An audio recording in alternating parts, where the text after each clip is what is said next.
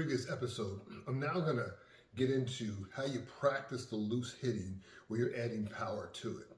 When you're practicing the loose hitting, again, you want to relax the upper body as much as possible, and you really want to drive from your legs.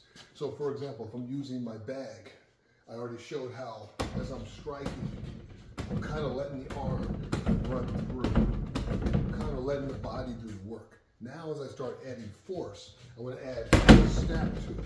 I want to penetrate. And as I'm penetrating, there's also a slight drop. So I'm totally relaxed in here. And as I'm getting that slight drop, just like I showed before in the dropping, I'm penetrating, and I'm not trying to push so much as I am penetrating suddenly and really relaxing the arm. As soon as I strike, the arm becomes relaxed again. So whether I'm throwing punches, whether I'm doing palm strikes, or whether I'm chopping, or whatever type of strike I'm doing, I'm relaxing the arm in between every strike.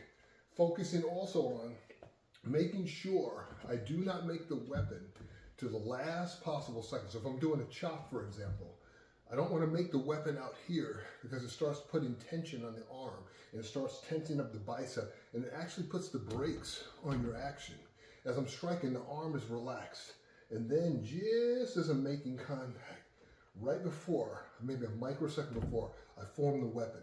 Then when I form the weapon, it's a structured weapon. It's not just some floppy hand stuff. And I'm literally in my mind's eye trying to cut all the way through with that envision in my mind. Like I talked about before with Grandmaster Karen, one of the things that he did was he always visualized what he wanted to do whenever he struck. So he struck for effect.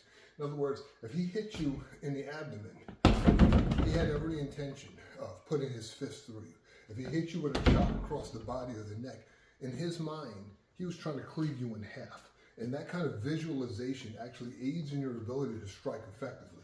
So as I'm relaxing with the loose hitting, I'm throwing punches, as you can see, just by being relaxed and kind of letting it go, you can hit with tremendous force. One of the things I want to make sure that I'm clear about, because sometimes I forget, and that is when I'm striking, whether I'm doing a chop, whether it's a palm strike, whether it's a punch, whatever strike I'm going to do, I always want to make sure there's always, again, a slight bend in the arm at the point of impact. You do not want to get into the habit of straightening your arm all the way out, because your own force, as you straighten your arm all the way out, is actually enough to hyperextend the limb. So if I'm doing a chop, even something like this where I'm just relaxed, or I'm going to do an open-handed backhand hit, my arm remains relaxed, but at the point of impact, there's always a slight bend in the arm at the point of impact, because I want to keep the tension throughout the motion. I want to keep the tension on the muscles and not on the joint itself. So just make sure when you're practicing this, while it's not a hard thing to do, just keep those kind of key points in mind so you don't end up injuring yourself. No sense in injuring yourself where if you got to get into, go into action or get into a fight, you're all busted up. Hey, I just want to thank all the people and all the new subscribers. I'm enjoying the feedback. I'm enjoying making these videos. One thing I will say is for those people who are watching these videos on a regular basis, if there's something that you feel you want me to cover down the line, just drop me a line in the comments section. But once again, thank you for all the folks who are signing up. Thank you for all the folks and all the support. And I'm going to continue with this series of episodes and just keep building on this stuff because I have a lot of fun doing this stuff. Hey, make sure you're also hitting the subscribe button below.